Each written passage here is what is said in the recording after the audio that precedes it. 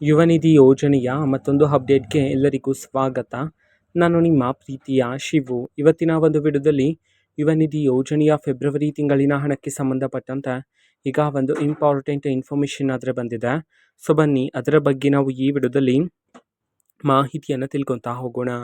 So ವಿಡಿಯೋವನ್ನು start ಮಾಡ್ತೀನಿ. ಅದಕ್ಕಿಂತ ಮೊದಲು ನೀವಿನ್ನೂ ನಮ್ಮ ಚಾನೆಲ್ಗೆ ಸಬ್ಸ್ಕ್ರೈಬ್ ಮಾಡದೇ ಇದ್ದರೆ ಈ ಕೂಡಲೇ ಚಾನೆಲ್ಗೆ ಸಬ್ಸ್ಕ್ರೈಬ್ ಮಾಡ್ಕೊಳ್ಳಿ ಮತ್ತು ಲೈಕ್ ಮಾಡಿ. ಸೊ ಈಗ ನಾವು ಇನ್ಫಾರ್ಮೇಷನನ್ನು ತಿಳ್ಕೊತಾ ಹೋಗೋಣ.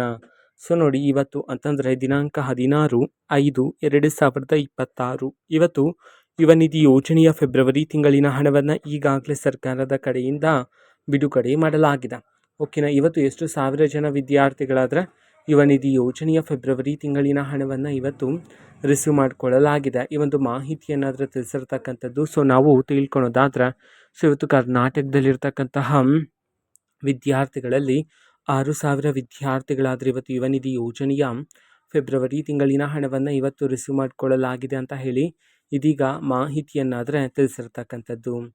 ಓಕೆನಾ. ಸೊ ಇದು ಇವತ್ತಿನ ಒಂದು ವಿಡಿಯೋ. ಇದೇ ರೀತಿ ಇನ್ನು ಹಲವಾರು ಯೋಜನೆಗಳಿಗೆ ಸಂಬಂಧಪಟ್ಟಂತೆ ಮಾಹಿತಿ ಬಂದ ನಂತರ ಆದಷ್ಟು ಬೇಗ ನಾನು ನಿಮಗೆ ಇನ್ಫಾರ್ಮೇಷನನ್ನು ತಿಳಿಸ್ತೇನೆ.